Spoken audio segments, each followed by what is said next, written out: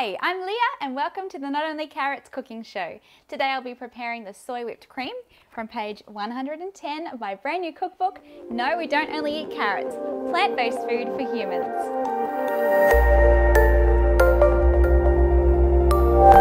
Firstly, you'll need to have your ingredients ready to go. We need 1 cup of soy milk, 2 cups of rice bran oil, 6 pinches of salt, 2 teaspoons of vanilla along with 2 tablespoons of maple syrup. This recipe can be prepared in a Thermomix or a conventional blender, and I'll explain as we go along how things differ depending on which blender that you use. So to start off with, we'll add our soy milk to our blender, 1 cup. In the Thermomix, this will weigh in at 250 grams for Australian users.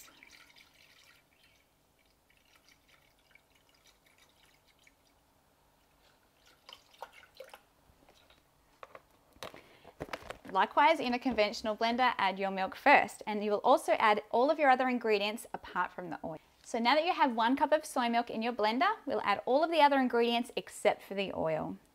So in goes the vanilla and maple syrup, 6 pinches of salt. You can omit this if you like, but it actually helps to calm the sweetness and balances it really well.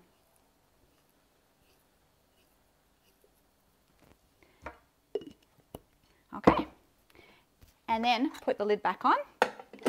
Now with a conventional blender and with the Thermomix as well, you want to blend on a high speed. In a conventional blender, roughly 10 seconds. The Thermomix, you don't actually have to blend it first. You can begin the second step with the oil straight away, but just for today's sake, we'll blend it up first just for a few seconds.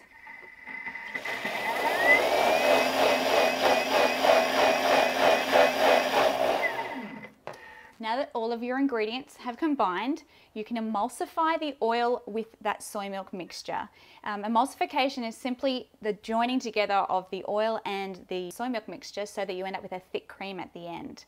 In the Thermomix, you pour your oil directly onto the lid while holding down the measuring cup with your finger on speed 7 to 8 until the oil has gone in, and then you add your second cup of oil on top. So we'll do that first.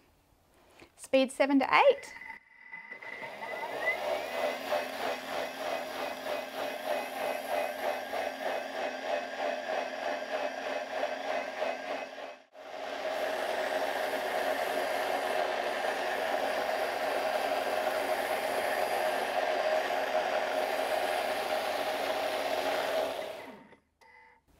Okay, so that was roughly 1:24, sometimes it can be 1:30.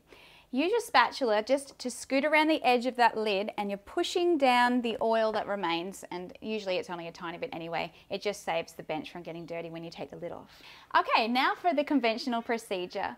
Simply add the soy milk and add all of the ingredients just the same way as I did for the Thermomix. Then you want to blend on a high speed, potentially the highest speed that you have on your blender, for roughly 10 seconds to make sure all of the ingredients are combined. Then you will actually add your oil very slowly by pouring it in very, very slowly. I'll just give an example in this bowl with a little bit of water just to give an example of the speed so that you don't rush it in. If you put it in too quickly, the oil will not emulsify and you'll end up with a runny, oily mess, and don't do that. So this is roughly the speed.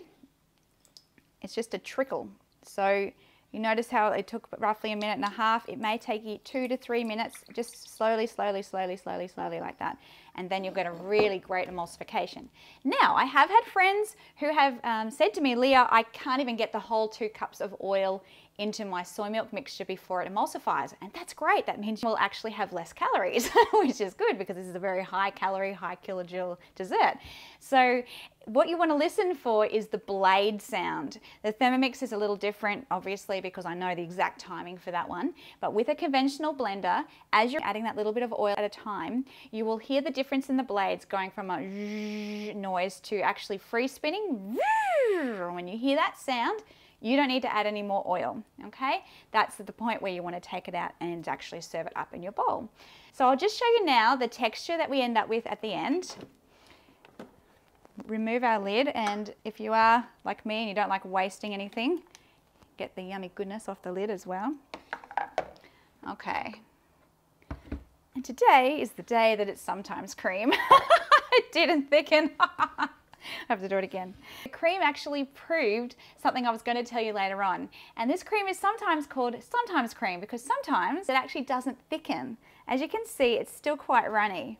Now, don't despair. This has happened to me before and it's not actually a waste. What you can do is pour the runny cream into ice cube trays and freeze it. And then you can actually add it to your Thermomix or a strong blender and create your own ice cream with frozen fruit or fresh fruit or some carob or other flavors that you enjoy and perhaps an extra dash of maple syrup if you're a sweet tooth. And that way you're not actually wasting your cream. You can also use it as pouring cream, perhaps over a pudding or over a cake. But usually the cream is lovely and thick and you can dollop it on top of your cereal, on top of other cakes and things like that. So now I'll show a batch that was successful. Okay, so, haha, success. This batch has worked.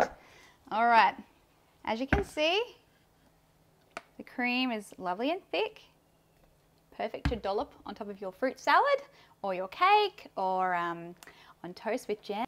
And that's how you serve it up. Just a lovely big bowl of soy whipped cream on your table. And I have served this to my friends who actually love dairy and they ask for this over and over. It's a really delicious substitute for the standard dairy whipped cream. Now, if you don't have as much of a sweet tooth but do enjoy whipped cream, what you can do is reduce your maple syrup down to half a tablespoon and your salt to 2 pinches. We actually prefer that. We don't actually have a very strong sweet tooth in our family. So we reduce it to half a tablespoon and it's very similar to whipped cream sweetness. But if you do like to have sweet cream, you can add 2 to 3 tablespoons of your maple syrup. You can also substitute other sugars in for the maple syrup. If you have a plant-based diet but perhaps aren't vegan, you can use honey and you can also use agave nectar instead, and also regular sugar will work well in this recipe. When you're preparing your soy whipped cream, it is called soy whipped cream for a reason. I have tried desperately to create this cream with other vegan milks, such as oat milk and rice milk. I've tried organic, I've tried sugar-free, I've tried sugar-full milk. Nothing else works. Even though my cream initially did fail and it became runny, it was nothing like it would actually be if it were rice or oat milk. That would actually be completely watery and won't even have any thickness whatsoever. Unfortunately, it just doesn't work when you use these other vegan milks. But you can still make it in the blender and freeze it and create your ice cubes for ice cream later on. Earlier we mentioned that this was a sometimes cream because sometimes it doesn't thicken, but it should also be a sometimes cream because if you don't eat it only sometimes, you have it maybe all the time, you might find that your tummy gets bigger. This is one of those high kilojoule, high calorie, sometimes foods. So just keep that in mind. Not everything that's vegan is always healthy. So anyways, I hope you enjoy it and let us know in the comments below. Please hit like, share it with your friends and make sure you subscribe. We'll see you next time.